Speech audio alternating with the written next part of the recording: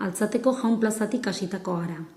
Bertan 3 etxe mota ezberdinekin topo egiten dugu. Lehenengo zaharrak, 1 eta 3 zenbakiak. Zurezko egituradun fatxadarekin, beheko solairua eta 2 altuera. Plazako zaharrenak dira eta hiriko beste askorekin bat egiten dute, baita baserriekin ere. Beheko solairua beti arlangaitzezko hormaz eginiko fatxadaz, hazienda behiak jasotzeko erabiltzen zen. Lehendabiziko solairua zurezko egituradun fatxadaz argamasari eutsi ahal izateko, kare ibai hondar eta zaborraz eginiko nahasketa, etxe bizitza gisa erabiltzen zen. Bigarren solairua, ganbara edo bigarren goia, adreilu trinkoari eusten dion zurezko egituradun fatxadarekin belarbiltegi gisa erabiltzen zen. Erabilpen hauekin berogailu naturala lortzen zen. Behiek beheko solairuan beroa sortzen zuten.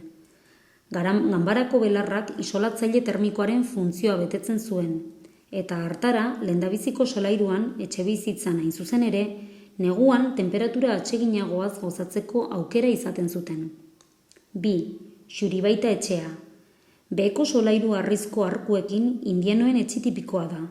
Izen hau ematen zitzaien indietara emigratzen zutenei, hau da, Ameriketara joaten zirenei. Lurralde haietatik aberasturik herrira itzultzen zirenean, harrokeriaz jokatu eta etxe handi eta bikainak eraikitzen zituzten mundu guztiak orain aberatsak zirela jakin zezan. Nabarmentzekoa da jatorrizko etxearen albo bateko harrizko arkua eta arkuaren gainaldeko balkoia. 3.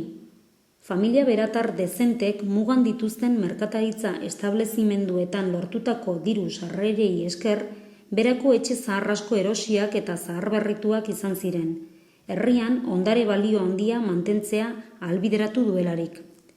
Hauen artean, Baztango xake itxurako armarridun Mitxenea etxea. Arrazoi bera medio, etxe berri dezente eraiki dira.